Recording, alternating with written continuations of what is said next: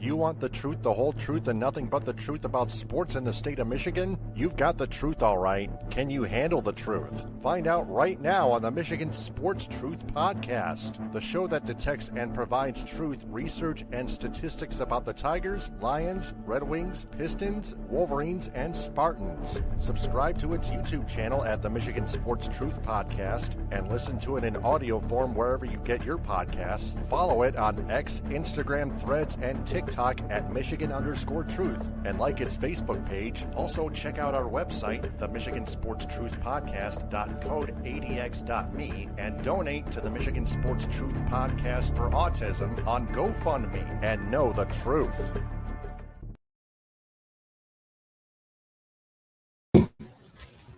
I'm Taylor Phillips, your Michigan Sports Truth Detective. Got a lots of Tigers, Tarik Skubal to discuss. Plus, I'm gonna review Red Wings, Pistons, and preview the Steelers-Lions game. Little Spartan football news as well. So, our disclaimer: this podcast is hosted by someone who has autism. So please bear with me and be patient. If you're going to be arrogant, ignorant, and disrespectful, don't even bother commenting. Keep your thoughts to yourself and never tell the host what to do. So, the Tigers Tribune. I'm getting an article from Yahoo Sports National MLB insider Russell Dorsey that the Tigers are very unlikely to sign a contract extension with Tarik Skubal. They are more likely to trade their ace starting pitcher Tarik Skubal than sign him to a very expensive multi-year contract extension. Russell Dorsey headlined the headline trading Skubal being a painful trading Skubal was a painful but necessary step for the Tigers. As we're all aware, the team and Skubal have been far apart in contract extension talks and unable to get anywhere close to agreeing to anything in terms of keeping him on their roster. Therefore, the organization's only alternative is to consider trading him, except there's a risky catch. So Dorsey pointed out that if the Tigers keep Tarik Skubal throughout the 2026 MLB regular season, they had better be a true winning team, because after that, they can only trade him for a first-round draft pick or a competitive balanced round A draft pick, either one as a revenue-sharing recipient, which is clearly not even nearly enough of a return for the franchise. Dorsey also pointed out that signing a contract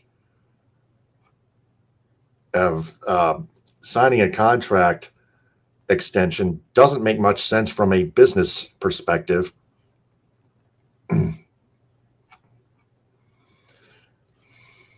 if Tarik Skubal gets injured, for instance, the Tigers will be unable to trade him for anyone or anything whatsoever, except for just one draft pick.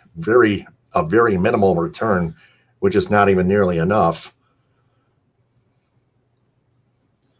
Skubal, as some may recall, underwent successful Tommy John surgery back in 2016 in his college years, and in today's world, many starters have to undergo a second elbow procedure at some point, which means you cannot afford to bet on continued health for the ace, let alone Tarik Skubal. As teams around MLB look for ways to upgrade their rotations without having to spend at the top of the free agent market, the trade market will continue to heat up. There's a difference between the free agent market and the trade market. Free agency is hot stove. The trade market is at the non-waiver trade deadline in the summer during the regular season, like at the end of July or something like that. So it would be difficult for contending teams to dream to dream up a better 1-year rental than a back-to-back Cy Young Award winner. Getting true value for Skubal this offseason at this point likely won't be possible.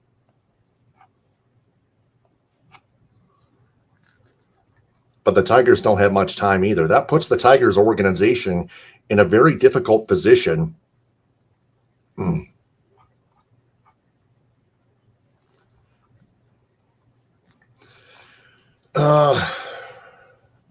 Now, I don't know what Dorsey meant by true value in terms of what type the Tigers will get in return for Skubal, but I do know that they need quality offense, especially in the clutch moments. So if I were Scott Harris and Jeff Greenberg at this point of time this offseason, and I were to trade Skubal for any package, it had better come with quality hitters, especially in the clutch. It could be anyone in the MLB level. So the Tigers, from what I read earlier, are likely keeping their offense the same, which is not even nearly good enough. They hired a new hitting coach, but I strongly doubt that that's enough. They still need better hitters. Jake Rogers is not going to cut it. Parker Meadows is definitely not going to cut it. He cannot hit at all or much. Andy Ibanez can't hit much either. There are a lot of players in the Tigers lineup and dugout that cannot hit. There are only quite a few that can. Dylan Dingler, Riley Green, although he strikes out too many times. Spencer Torkelson sometimes, but he's only hitting 230-something, averaging a 230-something. He only hit a 230-something average the past 20-25 regular season.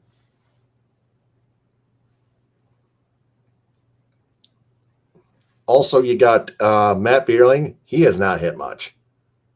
He's remaining on the team. Just the Tigers are not even trying to up their game or even contend for a World Series championship, from what I can tell. So the Tigers are pretty much almost out of options with Skubal. They really are. I think they might even be screwed by themselves on their own. So might also be for the best. I hardly doubt it. Russell Dorsey. I hardly doubt it. That's the one thing that I may disagree with. The Tigers are just in a tighter situation than most people think. So from what I can tell, back off. I'm gonna stop sharing this and close this stupid article with a dumb video.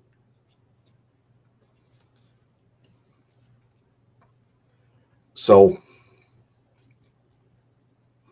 Russell Dorsey is trying to point out that the Tigers need to act quickly with Tarik Skubal, otherwise they won't get much of a beneficial return. But they are keeping their offense, their dugout, their offense the same as it is pretty much. I think they're keeping almost the entire team the same, except they added Kenley Jansen. They re-signed Kyle Finnegan. They added Drew Anderson. They added a couple of pitchers, Drew Anderson and Kenley Jansen, a veteran all-time closing pitcher, racking up quite a lot of saves in his career as a closing pitcher with the Dodgers and the Angels career-wise. But only pitching's not going to do it. You can't win if you don't score much. It's really, really, really simple. And you can't just pitch and field. You have to hit. So that's the Tigers Tribune. So moving on to another edition of As the Winged Wheel Turns. The Red Wings beat the New York Islanders 3-2 in regulation after losing 2 straight to the Islanders, which is not very much of a slump against a particular team. And then they lose to the Utah Mammoth 4-1, a game which they fell flat. So looking into the Islanders game, as I share the screen, the Red Wings didn't even open their scoring until the third period when Axel Sandin Pellikka tied the game. DeBrincat on the power play gave the Red Wings the lead. The Islanders tied it with 9:34 left in the third period. Scott Mayfield, Pageau, and Lee assisting. Barzal and Jonathan Drouin assisting on Emil Heinemann's goal, game's first goal. Alex DeBrincat came up clutch with another power play goal.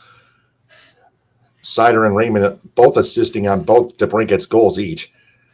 And DeBrincat's second goal of the game stood to be the game winner. DeBrincat, 20 goals. Not only is he red hot, he's great. Alex DeBrincat is great. And that's one of the reasons why Steve Yzerman signed players like him and Patrick Kane and other veteran players in the past who try to propel this offense to try to reach the Stanley Cup playoffs. Although that hasn't quite worked out yet at all. They came close in 2023 and 2024, but they didn't come as close last season. They just fell apart, fell flat in March and April, but you can't blame the months. That's on the Red Wings to play the game of hockey.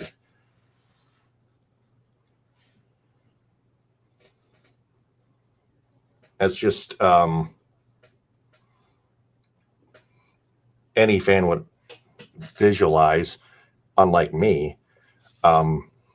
I'm just viewing it like reality, not like abstract or delusion land. Just reality. They have to play the game. Okay? And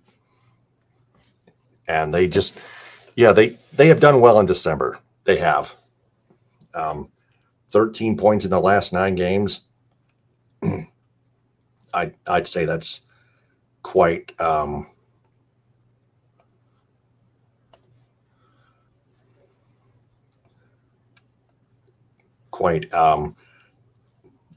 positive trend.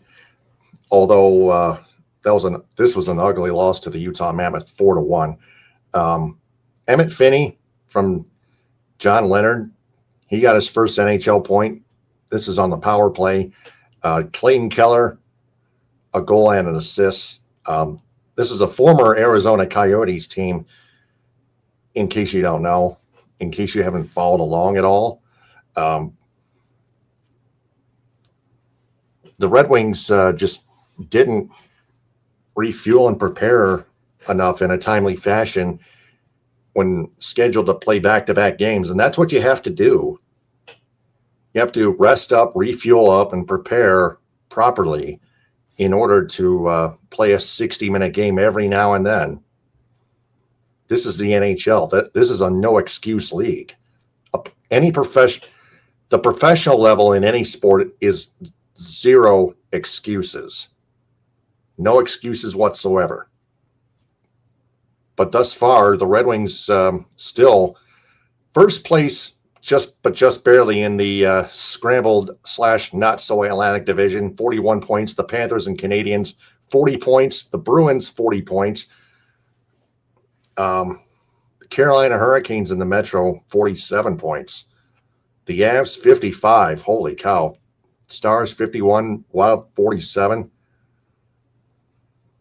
This is a tighter competition. The Golden Knights and Ducks tied in points with 42 points for the Pacific Division lead. Oilers 40 points. This whole competition is heating up, but the Red Wings -7 goal differential for a first place division team. That's uncharacteristic. A team that leads a division should not have any type of negative goal differential, any amount of negative goal differential, let alone -7 or -8. The Montreal Canadiens, third place in the Atlantic.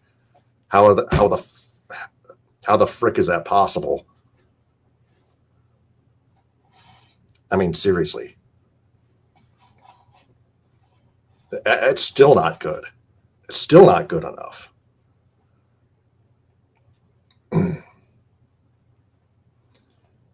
So with that being said, that the Red Wings play the Washington Capitals Saturday at 12:30 at Verizon Center, and then Sunday at 1 back at Little Caesars Arena. Both games are televised on FanDuel Sports Network. Detroit, the Capitals 19-11-42 at 19-11-4 with 42 points, second in the Metropolitan Division. Another interesting matchup in a weekend matinee doubleheader. The Red Wings had better be freaking ready. And that concludes another edition of As the Winged Wheel Turns. Now the Pistons post. The Pistons beat the Boston Celtics 112-105 at TD Garden, the same place where the Boston Celtics ended the Pistons' 13-game winning streak. Cade Cunningham sunk a key insurance step-back fadeaway jumper against Derek White with 1:13 left, and just in front of that free throw line. Cade Cunningham, 32 points, 10 assists in that game. He is the main hero, of course. And then they lost to the Dallas Mavericks 116-114 in overtime. Cade Cunningham, yes, 29 points, 10 rebounds, 9 assists, one shy of a triple-double.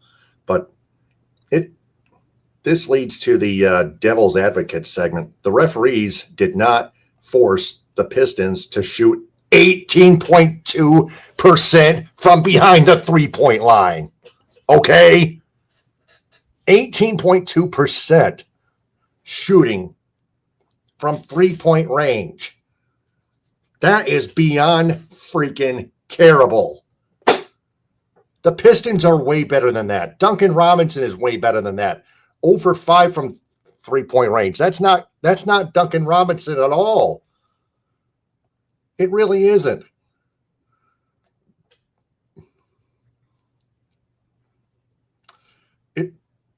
Cade Cunningham, 2 for 9 from 3. That's not characteristic. Pistons as a team shot 6 for 33 from three-point range. Which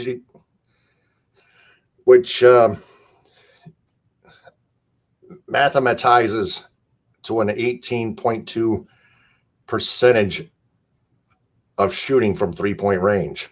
The Dallas Mavericks, 18.5% from three-point range as well. Wow. Both teams were terrible at three-point range. So the Dallas Mavericks outshot the Pistons 86.1% to 70% from the free throw line. But the Pistons really need to shape up their three-point shooting and free throw shooting. So I'm not going to blame I'm not going to blame too much on their defense. I'll just let them off the hook. I'm not going to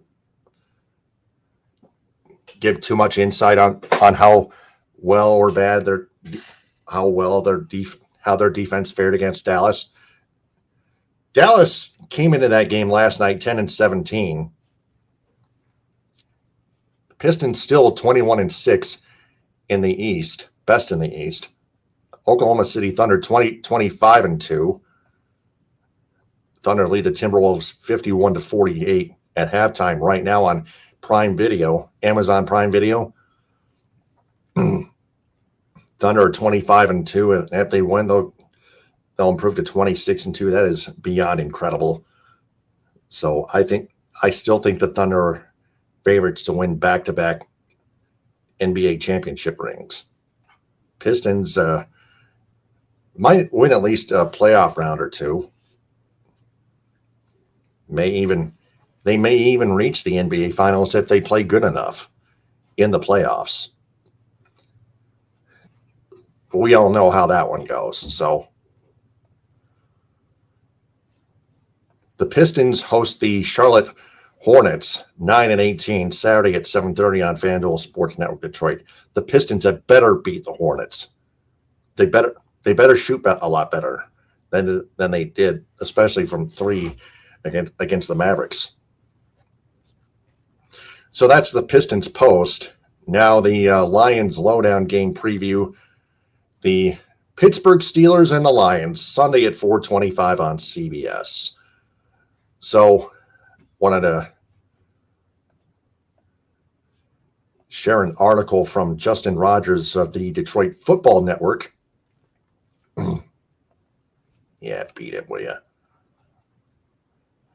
So it's been a minute since the Lions have played the Pittsburgh Steelers, and frankly, that 2021 contest was an ugly, forgettable matchup in inclement conditions. It ended a 16-16 tie, the first non-loss of Dan Campbell's tenure after the team started the year 0-8. Aaron Rodgers, age 42, has also exceeded expectations in Pittsburgh. The Steelers and Lions are both 8-6. Rodgers has an 8-5 record and has posted a 98.8 passer rating. Remains the most efficient quarterback in NFL history with a 102.5 career overall rating. They retooled the arsenal for Rodgers, trading away George Pickens to the Dallas Cowboys for DK Metcalf, who signed a 4-year, $132 million contract extension with the Steelers. Adam Thielen is also a Steeler, came from the Minnesota Vikings. Also, Jonnu Smith, Pat Freiermuth at tight end, Darnell Washington. They all combine for 89 receptions and 7 touchdowns thus far this season. Also, Najee Harris at running back, of course. They let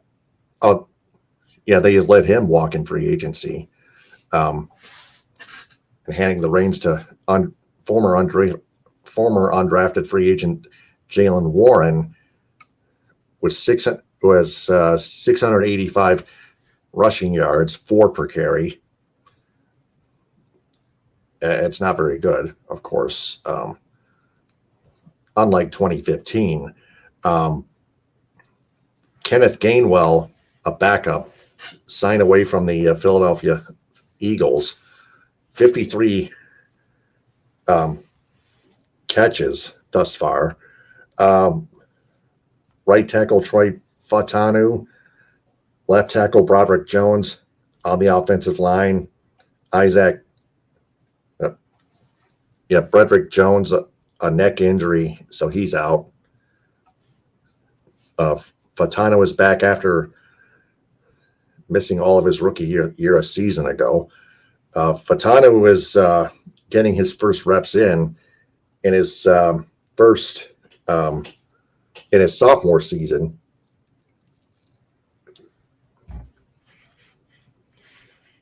Andrews Pete missed last Monday night's game against the Dolphins with a concussion. The Steelers still ran away with it, I think 31-3. As I think I may recall. Dylan Cook didn't do too bad. Then you got the defensive unit. Oregon defensive lineman from Oregon, Derek Harmon, also TJ Watt, as we know. All those edge rushers. Harmon is dealing with a knee injury, but he's on track to play on Sunday's game. At Ford Field. Nick Herbig will try to go this week after exiting against the Dolphins with a hamstring strain. And then you got the secondary receiving defense. Minkah Fitzpatrick went to the Dolphins in a trade for three-time All-Pro cornerback Jalen Ramsey. And then you got Kyle Duggar paired with Ramsey, Jalen Ramsey, that is. Kyle Duggar came from the Patriots. So, Darius Slay, former Detroit Lion. He was waived, so there goes him. Darius Slay, I think, went to another team. He didn't go to the Lions. So James Pierre is out. They recently signed Asante Samuel. He got the call. Had missed most of this and last season after a spinal fusion surgery. And then we got the injury report. TJ Watt is out. James Pierre out.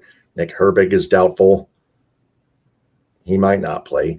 Christian Kuntz, questionable with a knee injury. Isaac Sumalo is out.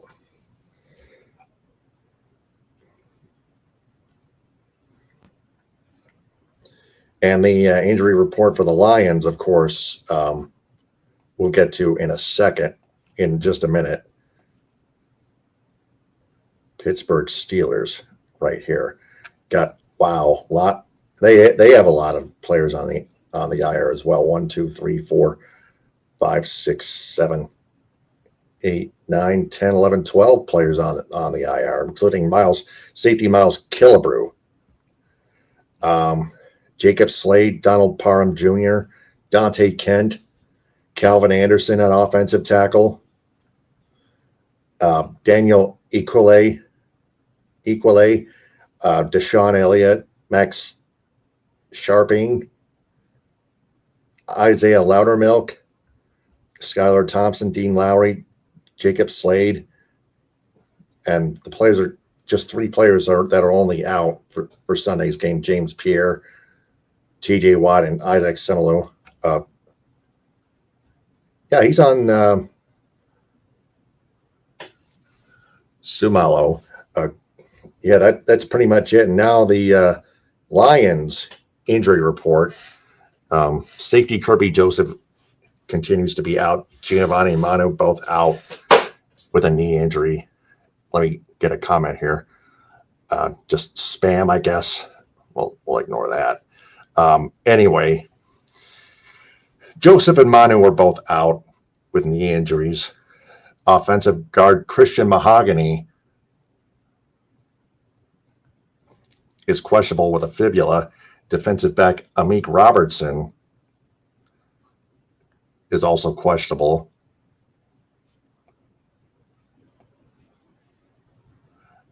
With a hand injury. Offensive tackle Taylor Decker still questionable with a shoulder injury. As we recall, he plans to retire after this season is done. And then continue on here. Center Graham Glasgow questionable with a knee injury. Offensive lineman Tristan Colon questionable with a wrist injury. Offensive guard Coyote Awosika also questionable. Actually, not even questionable. Awosika, safety Thomas Harper, and running back Sion Vaki, all full practice and good to play from what I can tell. From what I read. So they may be good to go. They may be active. So lots of people all over America have predicted the Lions to beat the Steelers. Of course, 67.3 to 32.5. But yes, the Lions may win at least two, if not three. I think the Lions have a shot of winning at least two, if not three, all three of their remaining games this regular season. But I strongly doubt that they'll make the playoffs. I think they may beat the Steelers. They may beat the Vikings. They apparently won't beat the Bears the way they've improved with head coach Ben Johnson, which we'll get to later on as the season winds as the NFL regular season winds down. So that's the Lions lowdown, I guess. So one more note to pass along. One more news headline to pass along before we wrap it up with our what did we learn segment. Head coach with the Spartan Span football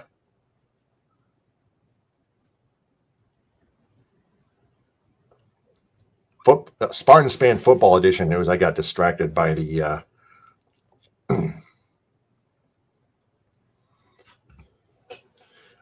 stream manager on over on the Twitch platform, Twitch live stream platform.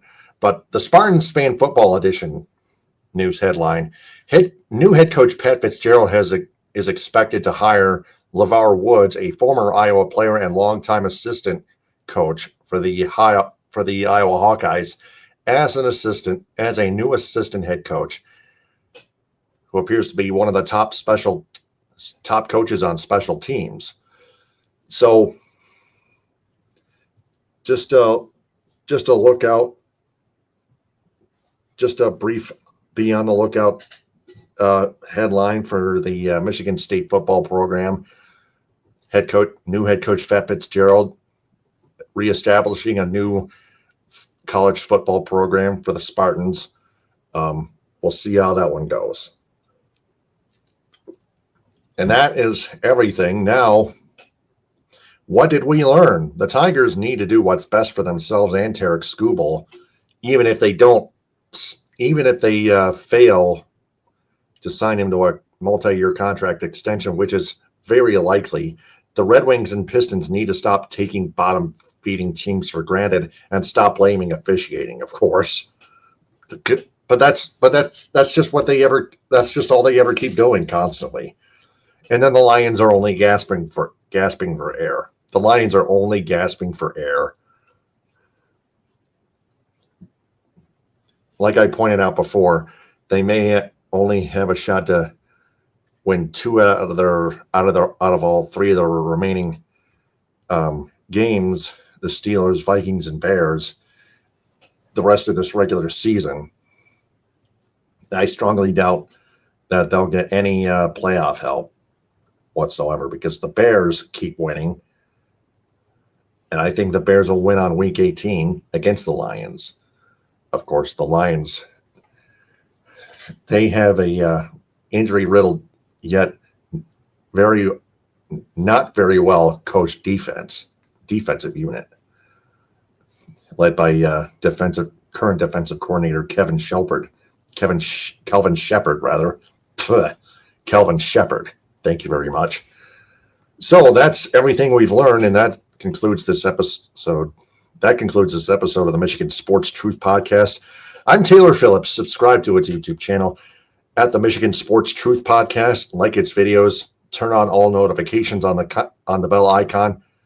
Subscribe and then leave a comment. Click or tap on live to find its latest full episodes and shorts videos. Don't forget them. Also, watch it live and follow it on Twitch at Michigan Sports Truth. Listen to it in audio form on Spreaker, Spotify, iHeartRadio, Apple Podcasts, Amazon Music /Audible, Castbox, Deezer, Podcast Addict, Podchaser, and JioSaavn. Also, join its supporters club on Spreaker, just $2 a month. On social media, follow the Michigan Sports Truth Podcast on X, Instagram, Threads, and TikTok at Michigan_Truth. and on Reddit at u/Michigan_truth. Also like its Facebook page, facebook.com/Michigan Sports Truth. Follow it on Patreon, patreon.com/Michigan Sports Truth. And check out its website, the Michigan Sports Truth Podcast.code.adx.me, and donate to the Michigan Sports Truth Podcast for Autism on GoFundMe. The goal is $2,400. Until next time, apparently Sunday night after the Steelers-Lions game officially concludes. This is Taylor Phillips signing off. Stay on the lookout, and remember, we always observe and detect the truth about Michigan sports because the truth is out there in the state of Michigan. Ta-ta, hit 'em with a hind, pound of the people. Baba Booey to y'all.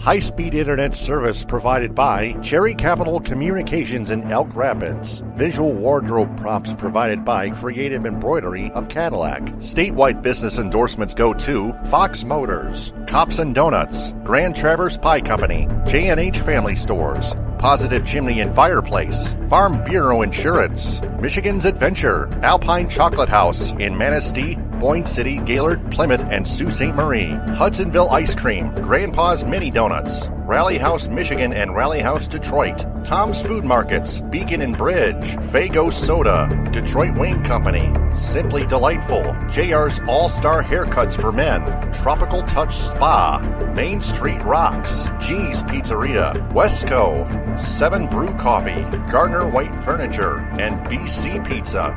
Metro Detroit area business endorsements go to the Annex Detroit Nightclub and its Annex Angels, Geno Surf, Avenue American Bistro, Mocha Donut and Boba, the Edo Ramen House in Southfield, the Great Lakes Crossing Mall in Auburn Hills, Empire of Detroit, Modern 7 Bistro, Northville Sports Den, the Union Barber Shop in Birmingham and Ferndale, United Mobile Power Wash and Dry Ice Works in Southfield, Frothy Girl in Ortonville, Spot Truck in Dearborn and Detroit, Athletico Physical Therapy on Woodward Street in Ferndale, Detroit Pizza Company, The Blind Owl in Royal Oak. Cali Tickets, call 877-225-8425 or visit CaliTickets.com. Reliance Pressure Washing, The Jagged Fork, Goodman Acker PC, Northwestern Technological Institute, Green Lantern Pizza, The Pins Bowling Center in South Lyon, Impact North in Ortonville, Vitamin Shop in Auburn Hills, Legacy Family Dental Center in Dearborn,